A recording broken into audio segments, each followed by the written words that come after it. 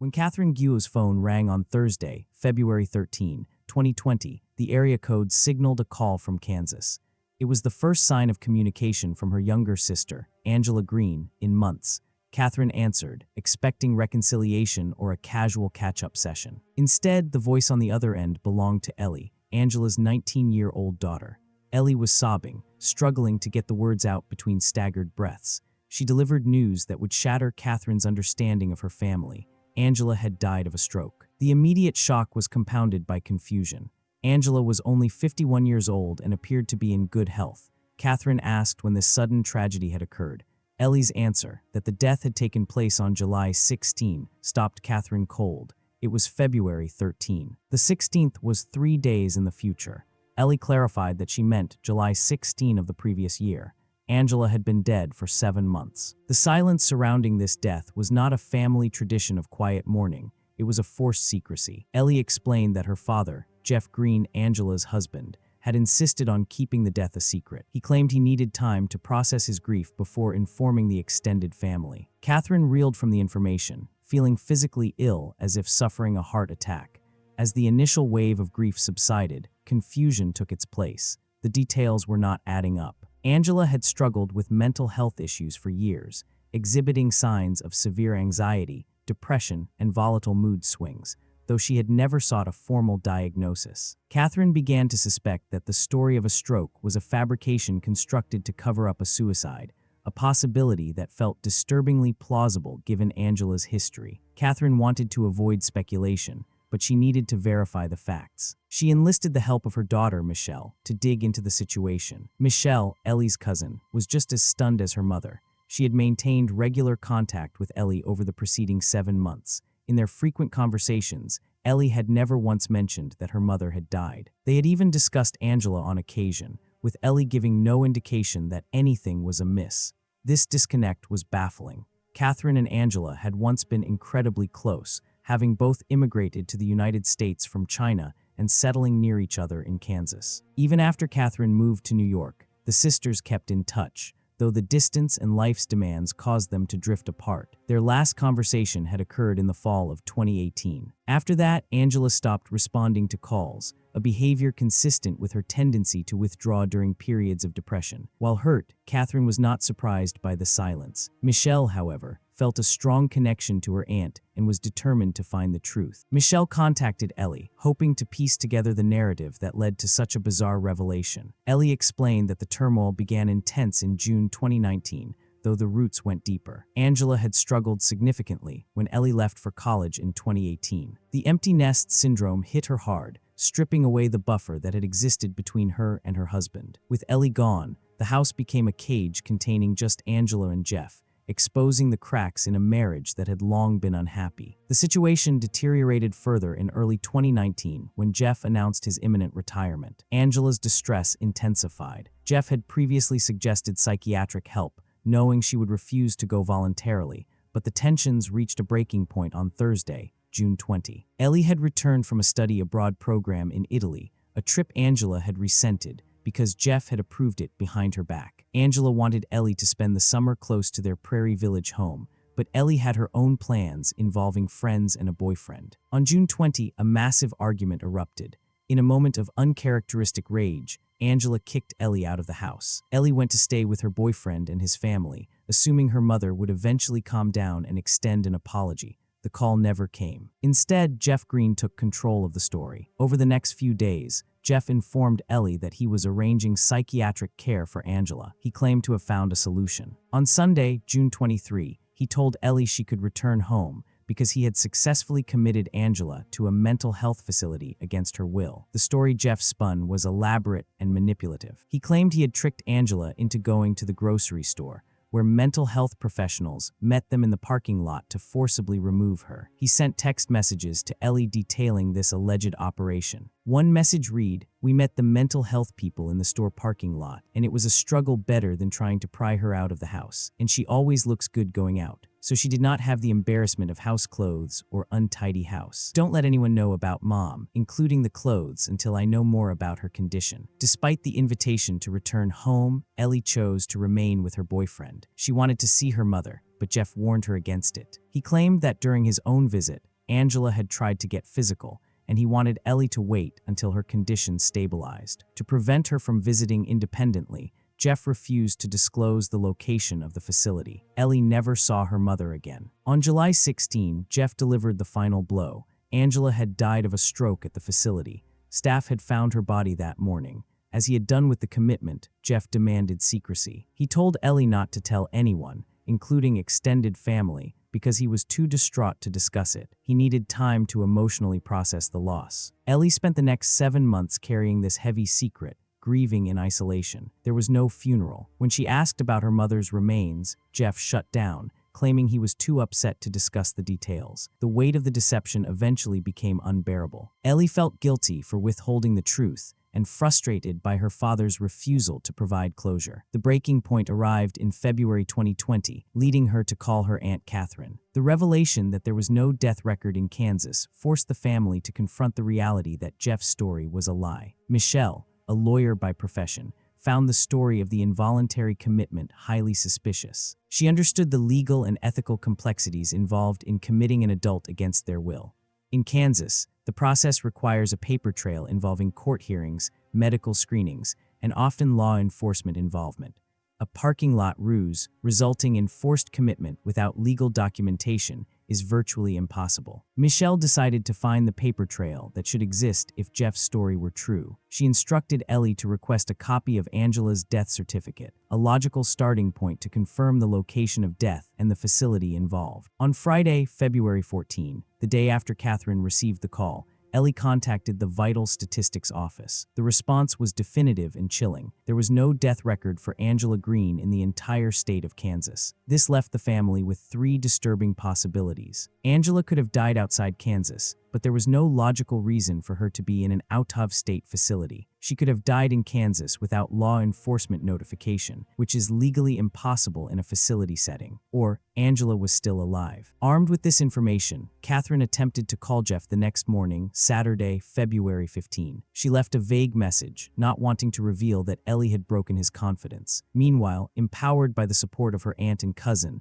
Ellie arranged to meet her father. She needed answers. During the meeting, Jeff initially stuck to his script, maintaining that Angela had died in Kansas and that her ashes were in the house. However, when Ellie confronted him with the fact that no death certificate existed, he began to backpedal. He claimed he needed to double-check the certificate to verify the location of death. He insisted he had one, but the assurance rang hollow. Jeff was aware that Catherine was trying to reach him, but he believed she was still in the dark regarding Angela's fate. He had maintained a wall of secrecy around the death, selective in who he told. Ellie's circle of friends and her boyfriend knew, and Jeff's own family was aware that something had happened, though the details were murky. However, he was adamant about keeping the information from Angela's relatives and his colleagues at the federal courthouse where he worked in it.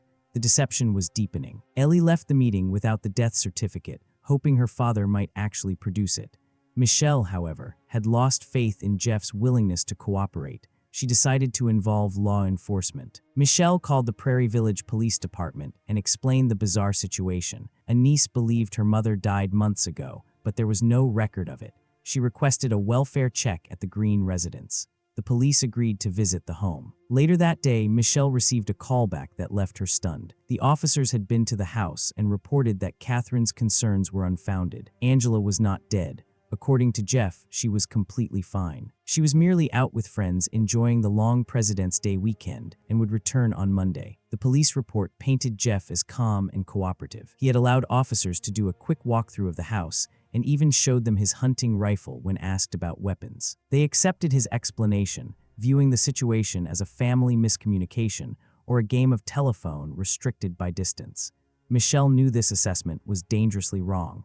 Angela was not the type to go on weekend getaways with friends. She was a homebody who rarely left the house, and when she did, it was almost always with Jeff or Ellie. She did not have a social circle that would facilitate such a trip. Michelle pressed the officers, insisting they speak to Ellie directly. She argued that a misunderstanding was plausible for a relative in New York, but Ellie lived in town and had been operating under the belief that her mother was dead for 7 months. Police connected with Ellie. Her account, grieving her mother for months based on her father's explicit claims, shifted the perspective of the investigating officers. This was no longer a simple miscommunication. It was a deep psychological mystery. They agreed to keep an eye on the Green residence over the next few days, though Michelle felt they were still not treating the situation with the urgency it deserved. Angela never returned. On Tuesday, February 18, Ellie went to the police station to file an official missing person report. She provided a detailed account of the previous months, revealing events that, in hindsight, appeared deeply sinister. Ellie recounted the period immediately following Angela's supposed commitment. Jeff had embarked on a frantic cleaning spree, utilizing bleach and Clorox wipes to scrub the kitchen and bathroom. Simultaneously, he pressured Ellie to sort through her mother's belongings, deciding what to keep and what to discard. At the time, Ellie assumed her father was simply decluttering, while her mother was away receiving treatment. But other actions were harder to explain. Jeff suggested hanging pictures of Angela around the house for the first time, apparently to remember the happier times. This formality of remembering occurred before he had even informed Ellie that her mother was dead. The behavior suggested that Jeff knew Angela was never coming back, long before he invented the story about the stroke. While Ellie was at the station, Jeff called her. Detectives recorded the conversation. It was during this call that Jeff unveiled a third version of events, one even more complex than the previous ones. He abandoned the parking lot commitment story and the stroke at a facility narrative. Instead, he claimed that after the fight on June 20, he had urged Angela to seek help. He stated he was looking into commitment options when he received a call at work informing him that Angela was already at a hospital undergoing a mental health evaluation. The details were conveniently fuzzy. He could not remember who called him, which hospital they were calling from, or any specific information. He claimed he was not allowed to visit her until the following weekend. Then came the news of her death. Jeff told Ellie that he received a call informing him she had passed away. He described a chaotic, anonymous interaction where a stranger came to the house to pick up money for the cremation and later dropped off an urn. "I got a call that was going to come by the house and pick up money for the information," he told Ellie. "And so they did that, and then they dropped the urn back by. It was all done by phone, and even now that I think about it, it was like, when was that? That was back in July." When Ellie questioned the absurdity of a stranger arriving at a residence to handle a cremation in cash without any paperwork, Jeff became defensive. "And how much money was it?" Ellie asked. "It wasn't much. It was $1,500, Jeff replied, insisting that was a standard price for cremation. The story defied all logic. Cremations require death certificates, identification, and legal authorizations. They do not happen via anonymous cash drops. Yet Jeff maintained he was too distraught and dizzy with grief to ask questions. He then dropped another bombshell. He admitted that after Ellie told him there was no death record, he had begun to doubt his own reality. He claimed he had started to wonder if Angela was still alive. He told Ellie he thought he had seen someone resembling Angela in the neighborhood a few months prior and noticed items in the house had been moved.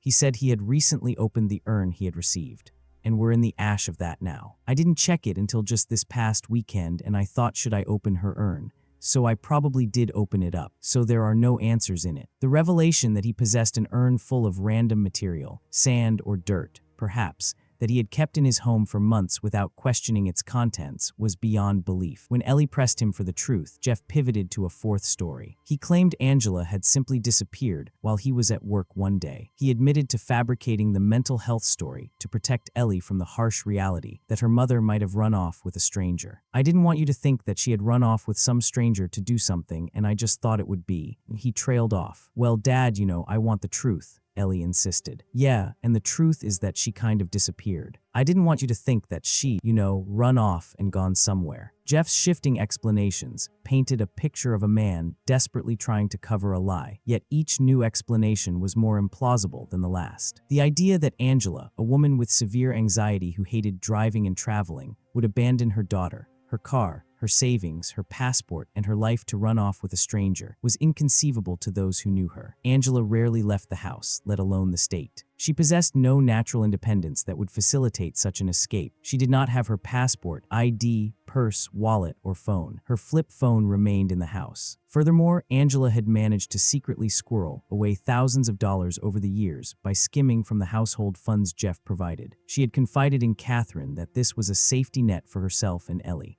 When Catherine passed this information to Ellie, Ellie checked the hiding spot. The money was gone. Jeff's behavior regarding finances also raised red flags. In September 2019, 2 months after Angela's alleged death, Jeff had attempted to remove Angela as the beneficiary of his retirement account. The process required her signature, so he asked Ellie to forge it. If Jeff truly believed Angela was dead, he could have simply presented a death certificate to the retirement plan administrator to have her removed. The need for a forgery suggested he knew she was missing, not dead, and he needed to manage his affairs without the legal proof of death required by the institution. The use of Angela's hidden savings to pay for his defense became the family's assumption when it was discovered that the money was missing. As the inconsistencies mounted, the Prairie Village Police Department, led by Detective Sergeant Adam Taylor, ramped up their investigation. They had never encountered a case quite like this. A woman was missing for 8 months, and the only person who claimed to know what happened was spinning a web of lies. Officers visited Jeff's home to question him directly. They ran into an immediate obstacle. Jeff refused to open the door for a substantive interview. He cracked the door just wide enough to hand them a business card for Paul Cram, a criminal defense attorney, before shutting it in their faces. Michelle's research into Paul Cram revealed that he was an experienced attorney who handled high-profile cases. In fact, a Google search for homicide lawyers in Kansas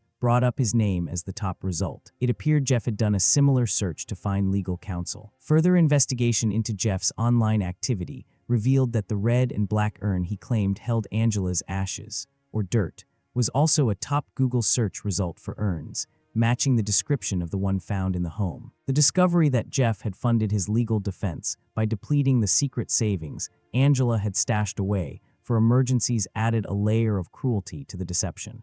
He was using her safety net to defend himself against questions regarding her disappearance. The detectives faced a massive challenge. There was a significant time gap between Angela's last known sighting and the report of her disappearance. Crucial evidence was gone. There were no financial transactions or employment records to track, as Angela did not work outside the home. She had no digital footprint beyond a flip phone, which Jeff had started using himself in June 2019. Her passport was found in the house. Homeland Security confirmed she had not left the country. Checks with local mental health facilities and domestic violence shelters turned up nothing. The trail was cold. Detectives did uncover one potential lead involving Jeff's family. On the night of the fight between Angela and Ellie, June 20, 2019, Jeff had texted Ellie saying he was leaving the house for the night to stay with his brother and sister-in-law, who lived about 15 minutes away. Police confirmed he was there that night. However, when Ellie notified her aunt and uncle about reporting her mother missing, her uncle's wife made a strange comment. She told Ellie that Jeff should get a lawyer because an accident might have happened. The specificity of accident struck investigators as odd, especially since Jeff had been telling his own family that Angela died of a medical issue in her sleep at home, a fifth version of the story. The inconsistencies in Jeff's narrative were matched only by the controlling nature of his relationship with Angela. The couple had been set up by Angela's parents in the 1990s after they met Jeff while visiting Catherine. Jeff presented himself as a divorced, nice guy in his mid-30s who traveled to China for business. Angela, living in China at the time, began a long-distance relationship. When she moved to the US on a K-1 visa in July 1998, she was 30 years old. The reality of the situation set in quickly. Jeff was actually 46, not in his mid-30s as he had claimed. Despite his business trips, he spoke no Chinese, creating a severe language barrier. Their wedding day was a disaster. Angela spent most of it in tears, telling Michelle she did not want to live with Jeff. The relationship deteriorated rapidly. Jeff discouraged Angela from opening her own bank account, falsely claiming the government would monitor her, while simultaneously keeping her off his accounts. This financial dependence isolated her further. The birth of their daughter, Ellie, in 2000, brought temporary happiness, but it was spoiled by what seemed like undiagnosed perinatal depression. The family moved to New York in 2003, leaving Angela feeling betrayed by her sister Catherine. She became a loner, her world shrinking to include only Jeff and Ellie. Ellie's upbringing was sheltered to the extreme. School was the priority, and strict rules governed her life. There were no playdates, no sleepovers, and she was not allowed a cell phone until her senior year of high school. Jeff and Angela's communication largely filtered through their daughter. While the marriage was unstable, Angela could be explosive, throwing things like a plate that once cut Jeff's head. Jeff's abuse was more psychological. He frequently characterized Angela as crazy to his family members, a gaslighting tactic that made his later stories about mental health facilities seem like an extension of his long-term narrative. The possibility that Angela simply left was dismissed by those who knew her best. She was a nervous driver who rarely went out alone.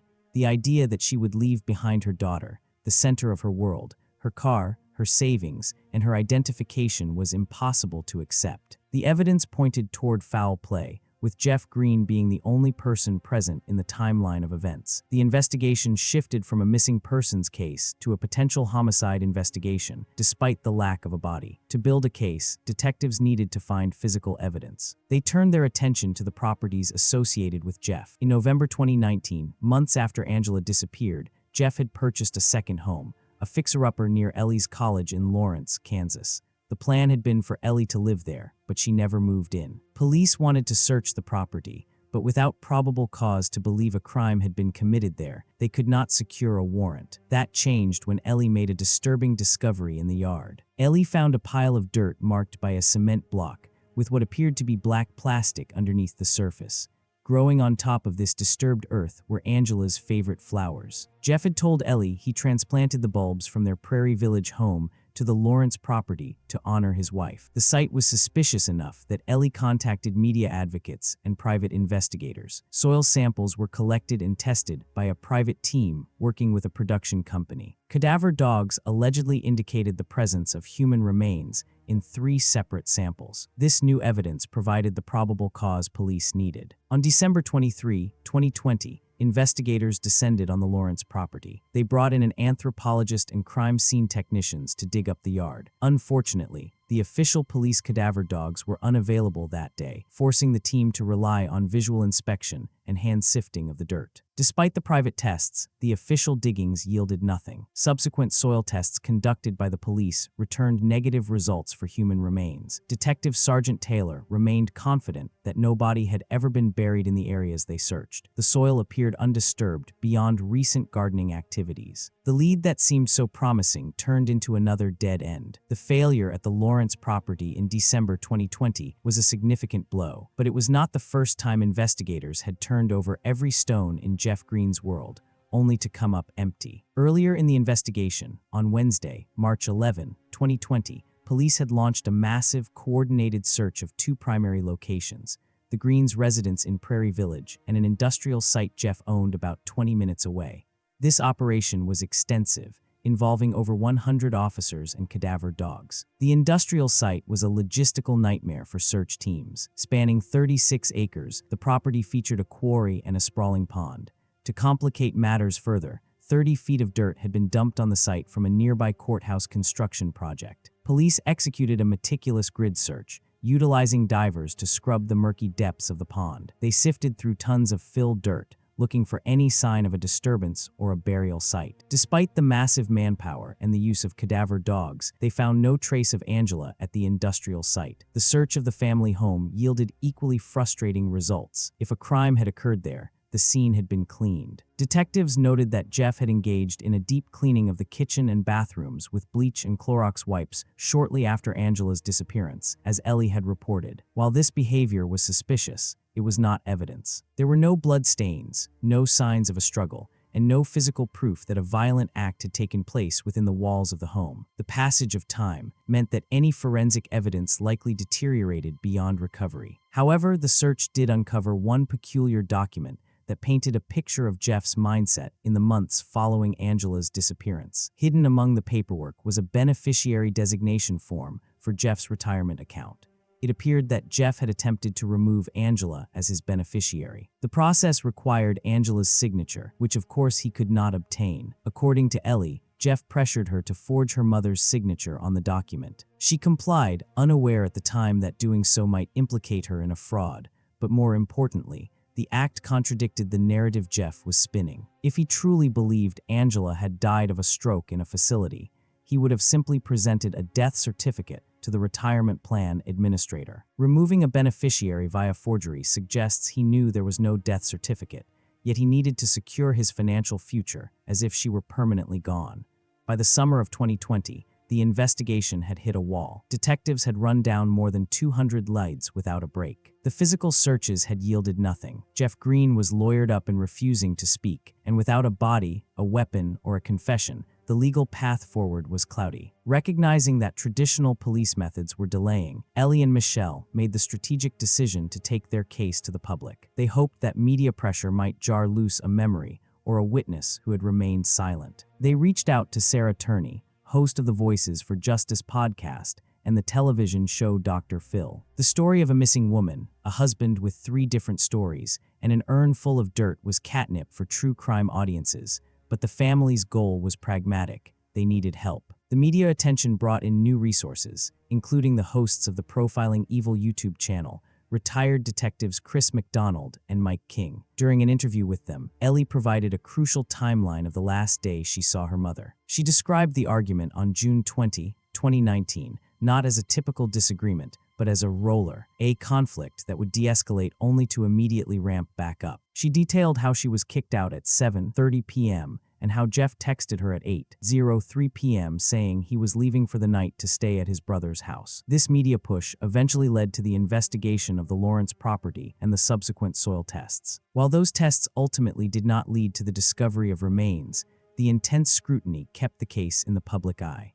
It also brought in private investigators like Steve Ridge, who offered a $25,000 reward of his own money for information leading to Angela. But despite the renewed publicity, the fundamental problem remained. The police could not prove a homicide had occurred. Legal experts refer to cases like this as no-body homicides, prosecutions for murder where the body has not been found. Tad, a former federal prosecutor and expert in the field, noted that while the conviction rate for these cases is actually higher than the overall murder conviction rate, often because the evidence must be airtight to proceed, they are far less likely to make it to trial in the first place. Since 1790, there have been fewer than 600 no-body homicide trials in the United States. To charge Geoff Green with murder without a body, the Prairie Village Police Department would need a mountain of circumstantial evidence that pointed certainly to guilt and away from innocence. They would need to prove Angela was dead, that she didn't just leave voluntarily, and that Jeff was responsible. Currently, they don't have that. They have a husband who acts incredibly guilty, lies with ease, and hires top-tier criminal defense attorneys immediately. Detective Sergeant Adam Taylor has acknowledged the stagnation. In late 2020 and into 2021, investigators focused on analyzing digital evidence recovered from Jeff's electronics. They hoped to find searches for disposal methods,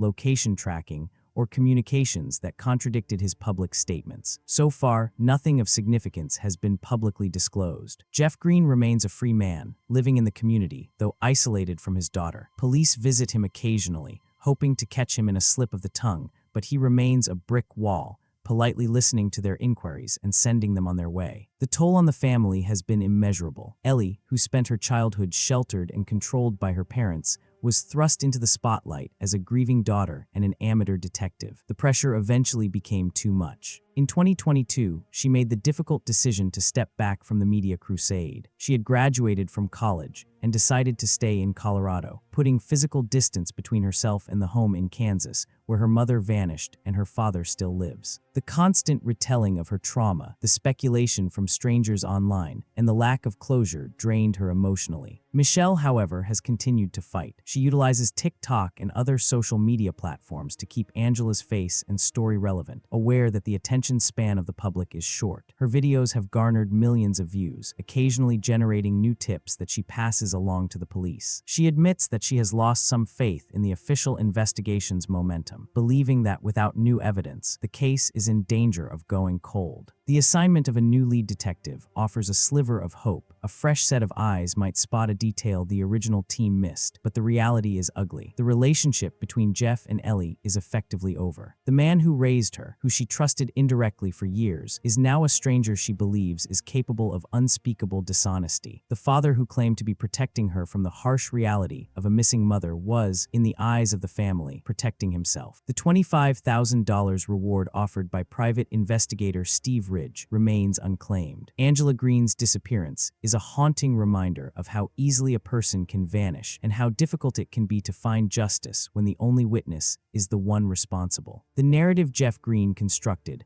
a mental health crisis, a parking lot intervention, a sudden stroke, a ghosted urn, has crumbled under scrutiny, leaving only silence in its place. Until someone breaks that silence, or until digital forensics yield a breakthrough, the mystery of what happened in that Prairie Village home in June 2019 remains unsolved. The family holds on to the hope that one day, the physical evidence they need will surface, bringing an end to the lies and allowing them to lay Angela to rest with the dignity she was denied in death. Alright, that's all I've got for you today. If you enjoyed this, hit that like button. It really helps the channel. Until then, goodbye and good night.